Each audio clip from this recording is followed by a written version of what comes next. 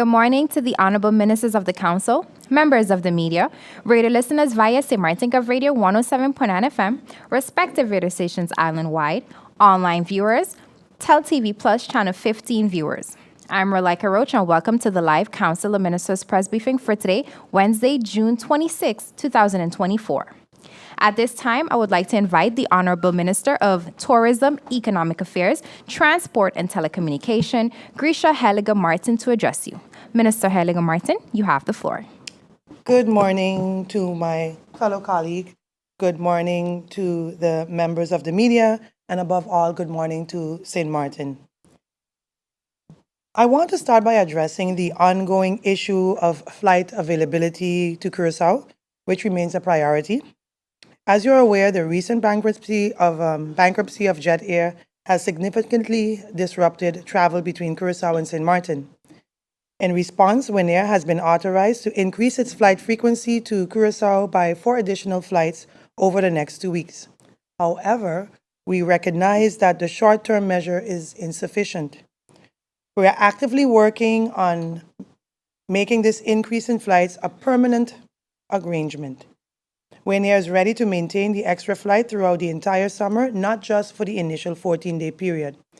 This effort aligns with the multilateral protocol signed between Curaçao and St. Martin in 2012, which allows for flexible flight frequency between the territories without stipulated limitations. Our goal is to restore normal travel conditions as soon as possible, enabling our residents to commute between the two islands as they did before. Regarding the FCCA site visit, I'm not sure if everyone followed that, but regarding the Florida Caribbean Cruise Association conference scheduled to be hosted by St. Martin in October this year, an FCCA delegation arrived here on Monday for a site visit. The delegation included Terry Canici, the VP of Operations, Mr. Adam Caserano, President of FCCA, and Mario Aguirre, Director of Membership and Program. They were giving a brief presentation by the Princess Juliana International Airport Management and had a walkthrough of the main event hotel, the Sonesta Maho Beach Resort and Casino. Thereafter, they had an introductory meeting with the steering committee representatives of the St. Martin Tourist Bureau. They also held a FCCA partners press brief conference with key stakeholders within the community, and I also partake in that press briefing and thank them for choosing St. Martin and letting them know or promising them that we will make it unforgettable. I can also report that FCCA delegation was very satisfied and excited with what they saw and are looking forward to a very successful conference in October. My final update is that on May 2nd, 2024, we submitted a request to the Dutch government for a grant to support legislative improvement aimed at enhancing the entrepreneurship policy and investment climate in St. Martin, as outlined in Measure E6 of the St. Martin Country Package. I am pleased to announce that the request was granted last week, providing us with a maximum of 900,000 guilders, which is about $500,000. This funding will enable us to engage experts to draft new legislation to promote entrepreneurship on our island.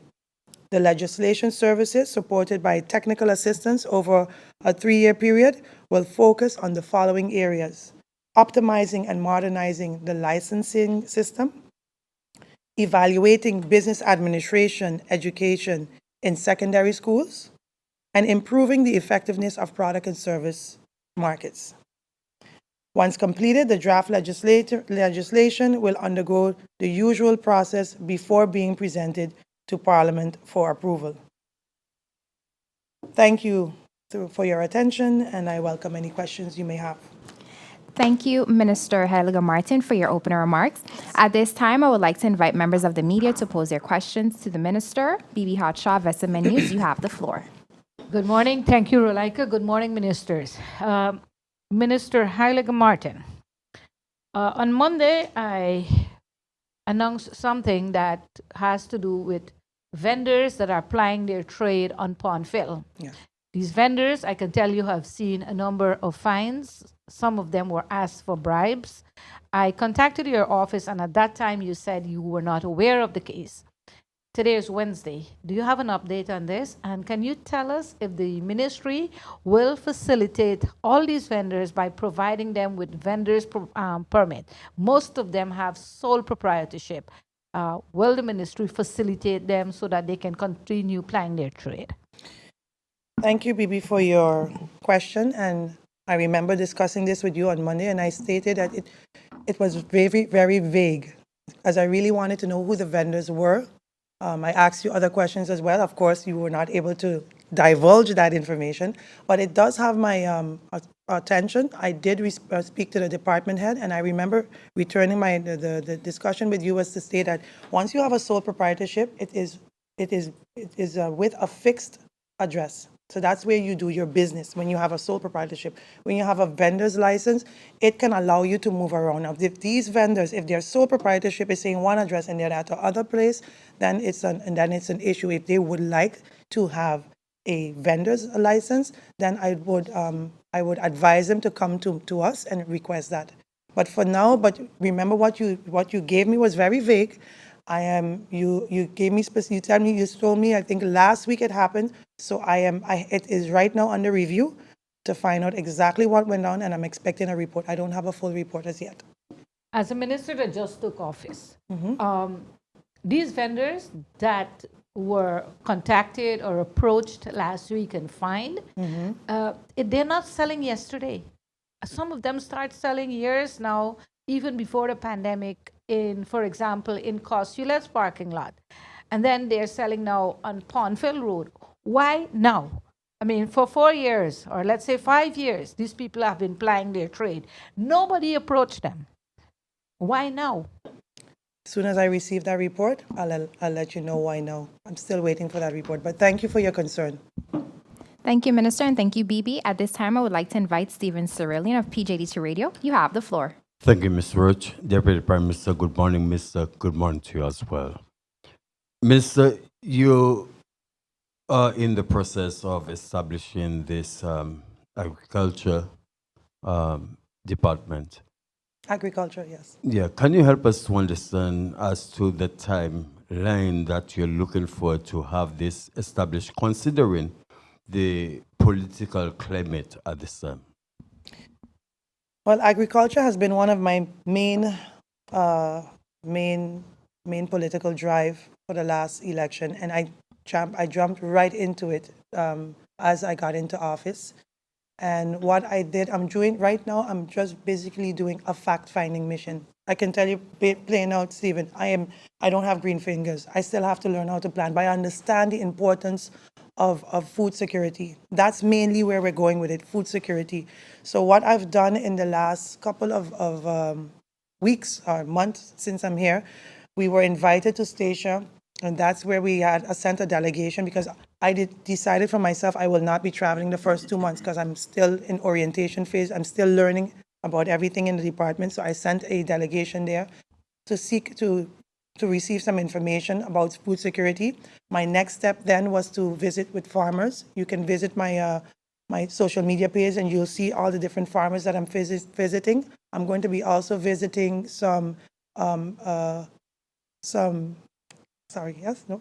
I'm also going to be visiting some farms for that has animal husbandry as well here on the Dutch side to find out what they are, what we can do legislatively to help them.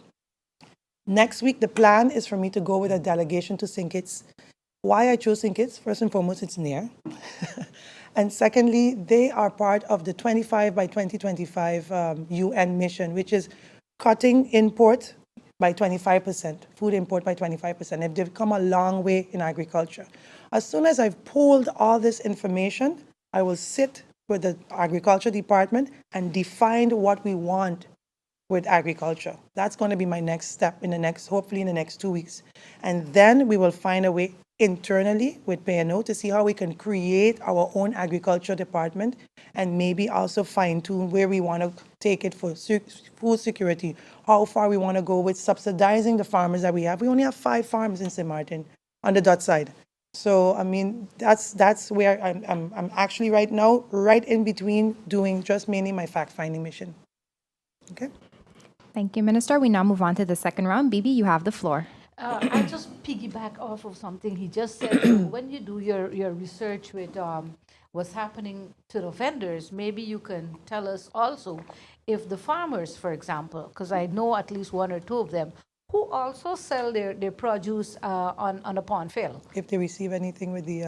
If they too would have to get the vendor's permit. Because, for example, Denisio Wyatt, we all know that he sells next to the Whitefall building.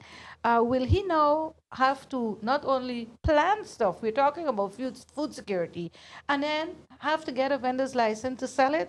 Or does the people have to go to his farm? I mean, these things I'd like for you to clarify when you get your answers. I know that Denisio has a foundation. Yes. And that Arrowroot has a BV. Yes. So that too, those are 2 different dynamics there. But you're right. I think you gave me a very good suggestion there to look into. So I will be doing that. All Thank right. you. Thank you. I move my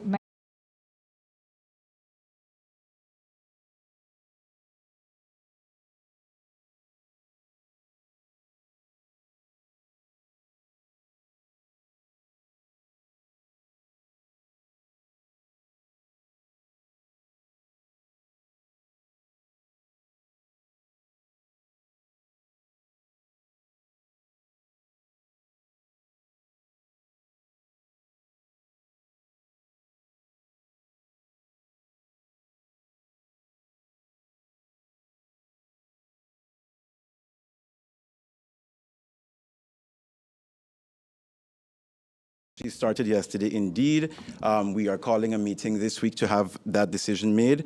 Regarding the contractor taking the government to court, I am aware that there are over 20 cases pending from Brommy, and we are dealing with them actually this afternoon to figure out what is priority.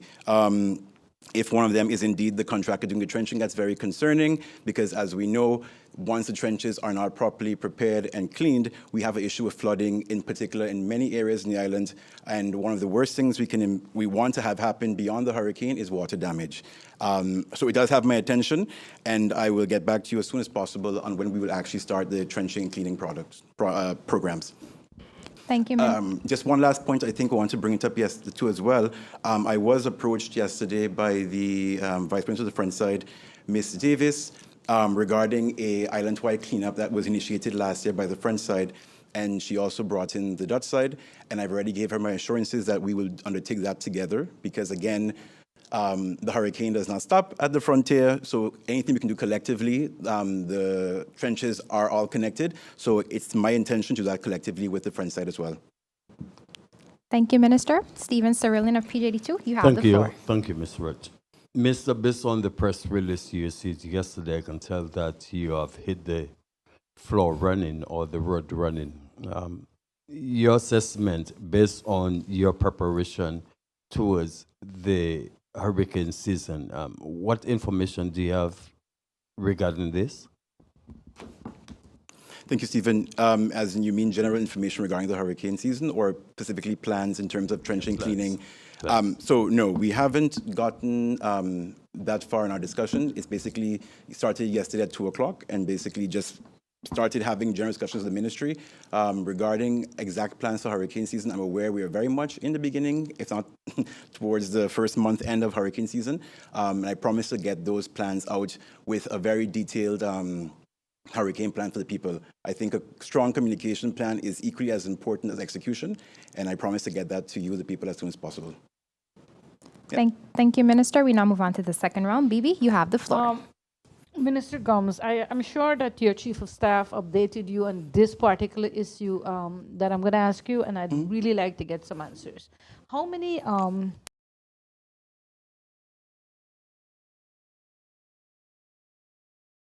government took office? Haven't gone through and cancelled any building permits. We're actually under review of most of the building permits currently.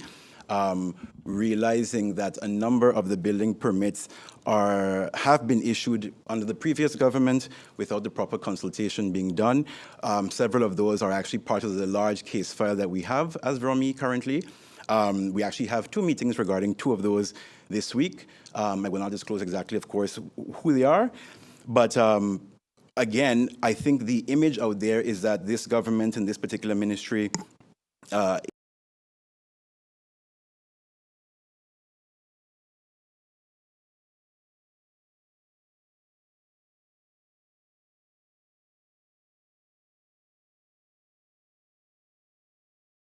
cancelled. A lot of it is still under review, and we promise to get that finalized because there is a severe backlog, particularly when it comes to issues of land.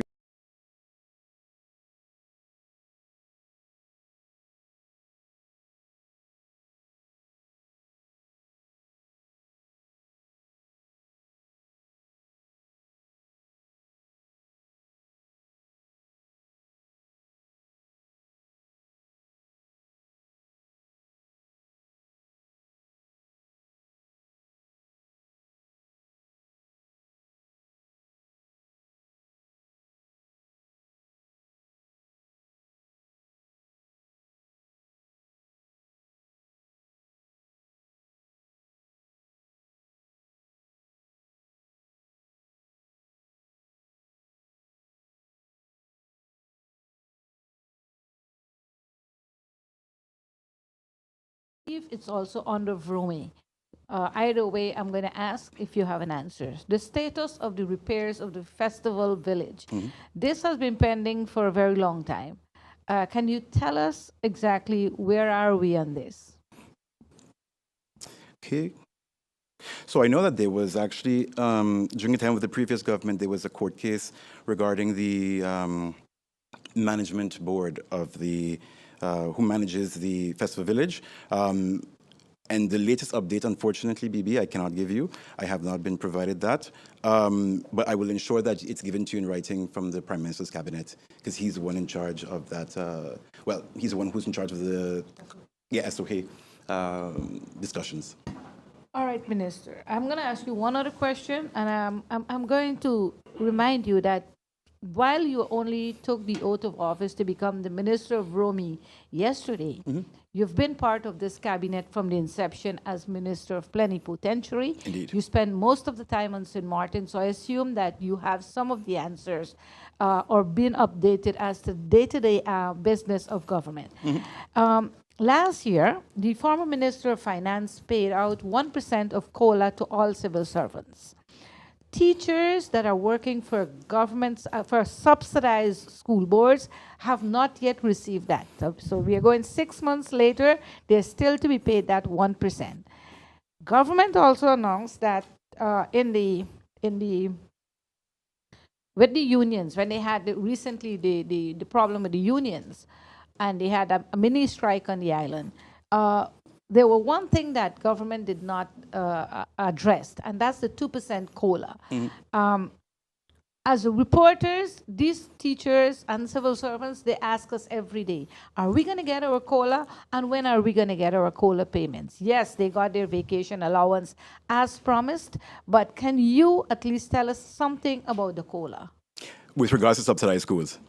Not only subsidized school. The COLA, the 2%, is for all civil servants. Okay. So we're talking about the all civil servants, including teachers for public school. The 1%, as well as the 2% that is pending, is for subsidized school teachers that have not received anything at all.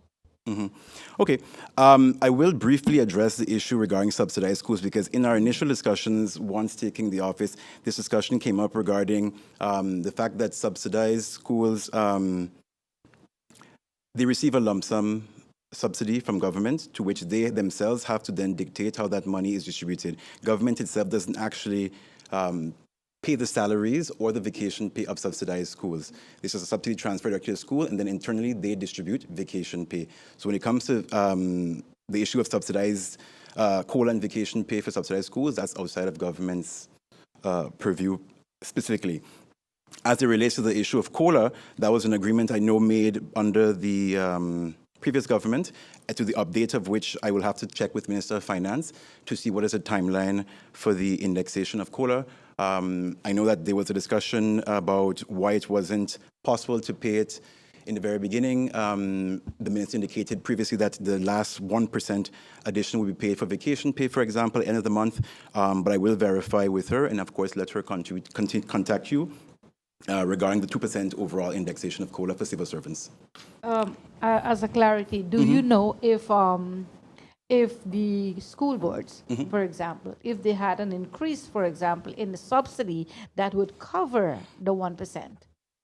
Because they're saying, the school board is saying they haven't received any money for this. So if you paid civil servant, I'm sure, and teachers that work in public school, then there should be money to pay these teachers that are working for the government school, for the school boards. But then they have to have it, the school boards have to get it, that extra money. Yeah. And if they were not given the extra money, how will they pay it? Yeah, and I think these are one of the many challenges that we have to face. I'm not really aware if they have received an increase, but I can imagine with the fact that we now have to cut 22 million guilders, I think it's actually more than that now on our current budget. This puts the reality in check that we may have to make some adjustments and address these issues. I, as a former civil servant, very much feel the pain of persons who are questioning COLA, because I think for the past 12 years we have received essentially the same exact salary, at least value-wise. But of course, the reality is now with that we have to cut quite a chunk of the budget. We'll have to see, after the Minister of Finance, what has been done, and if those subsidies are impacted in those. I can't imagine that they would be, because salaries are something that government, as a sort of a point of departure, does not cut. But the subsidy may have to be cut then in other areas. Yeah. Thank you, Minister Gums. Stephen, you have the floor. Mr. You're returning from The Hague, where you serve as the minister plenipotentiary. With the incoming cabinet, were you able or privy to meet with the new state secretary in the interest of St. Martin, and what was discussed, if you did, during your discussion? Yeah, no. Thank you, Stephen. And no, unfortunately, we did not meet the new state secretary. They come into government actually on July 2nd.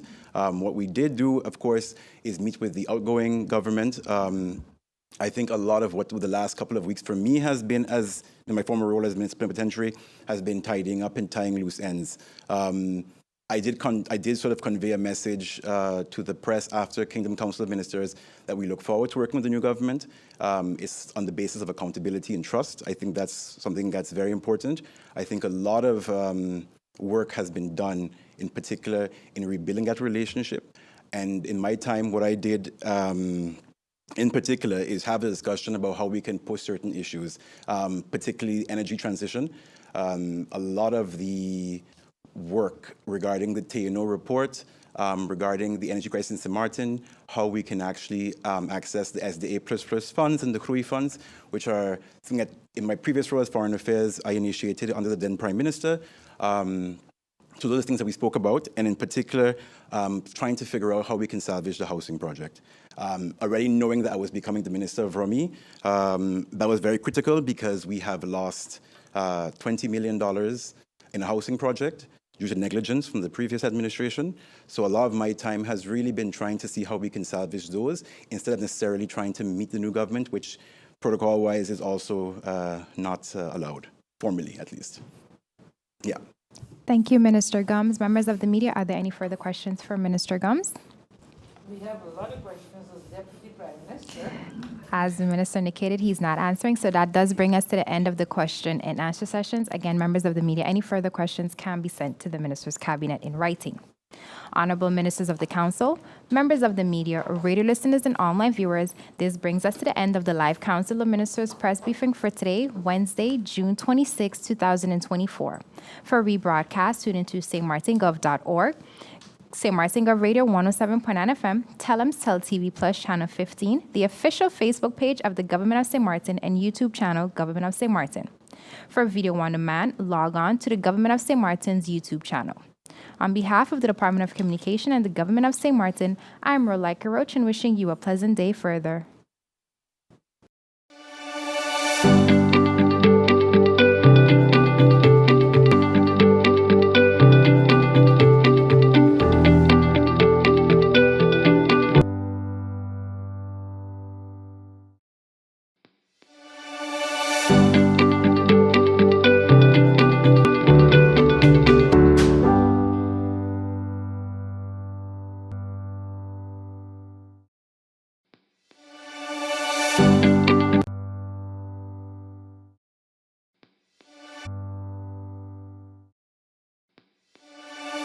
Thank you.